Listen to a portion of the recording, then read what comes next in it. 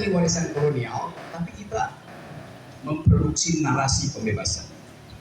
Beda dengan seseorang yang minggu kemarin curhat bahwa dia mencium bau kolonial di Istana Merdeka, di Istana Bogor. Tapi yang dia produksi justru narasi kolonial, divide et impera. Yang dia produksi adalah intimidasi.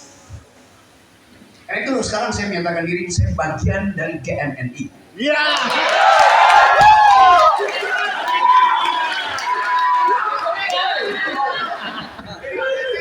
GM ini artinya Gerakan Menyelamatkan Negeri dari Intimidasi.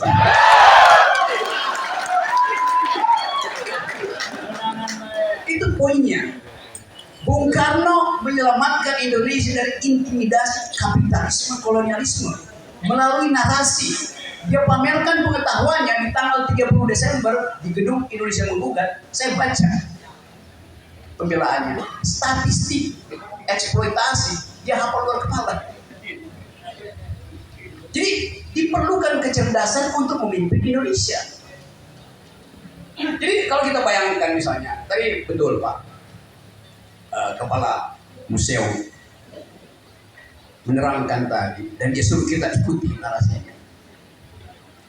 Saya bahagia bukan karena saya memotong padi, tapi saya memotong padi yang saya tanam sendiri. Namanya prinsip berdikari. Bukan bahagia mengkonsumsi padi yang diimpor. Saya berbahagia karena saya memotong padi yang saya tanam sendiri. Ada seseorang yang berbahagia memotong beringin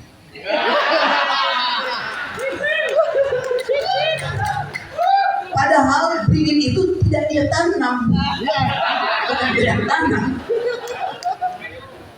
Jadi kita bayangkan kemampuan-kemampuan itu. Ini soal museum.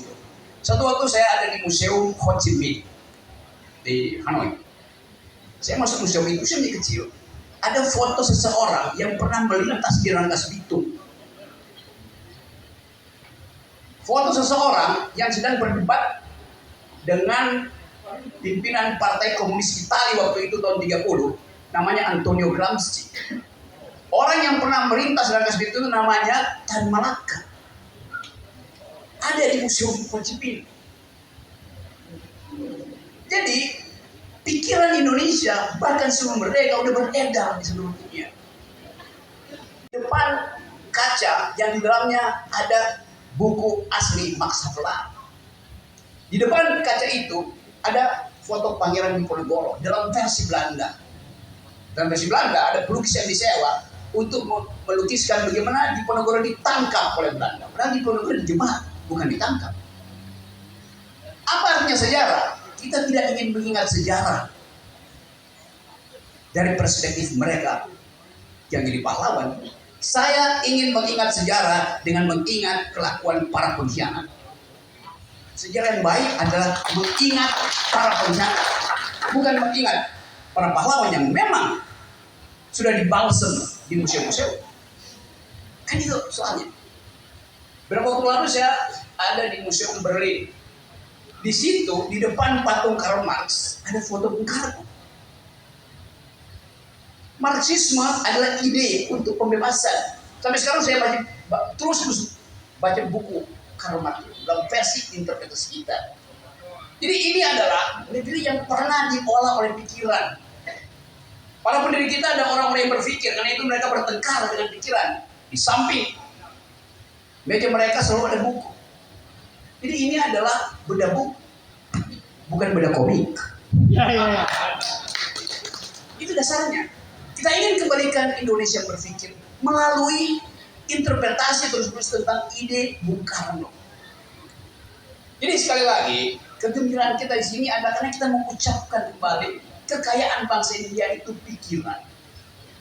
Terakhir saya ada di museum paling besar di dunia, Museum Louvre di Paris.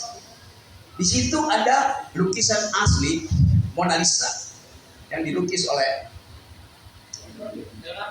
Leonardo da Vinci. Saya berfoto di situ. Saya menikmati senyum Mona Lisa. Tapi begitu saya pulang ke Indonesia, saya tahu ada senyum yang lebih indah dari Mona Lisa. Senyum Megawati.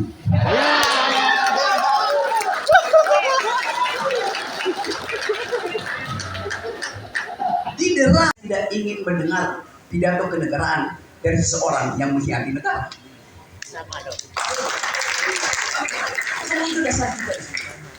Jadi seluruh kemaksiatan politik ada pada beliau. Itu hal yang memperburuk kita. Sekali lagi, ini diskusi buku, tapi mungkin sekali ini hanya pengantar untuk membaca bagaimana Bung Karno bisa direlevansikan di dalam keadaan hari-hari ini ketika ada ketegangan dunia. Kalau kita pergi ke Eropa, pergi ke Amerika, bicara, orang nggak ngomong, do you speak English, do you speak French, do you speak Dutch, do you speak Japanese even. Mereka tanya, do you speak human rights, do you speak democracy, do you speak environmental ethics, do you speak human solidarity. Semua itu adalah pikiran Bung Karno, bahkan mendahului zaman. Jadi kita jangan tenggelamkan pikiran itu hanya karena satu event di 65. Itu konsekuensi dari seseorang merasa gelisah dengan bangsanya dan menghendaki perpanjang kekuasaan saya karena saya punya pikiran. Bung Karno punya niat itu dalam interpretasi terakhir saya. Dia memang ketagihan kekuasaan karena dia ingin menyelesaikan apa yang ada di pikirannya. Beda dengan yang sekarang, nggak ada pikiran. Itu soalnya. Jadi sekali lagi teman-teman, mari kita diskusi dan pakai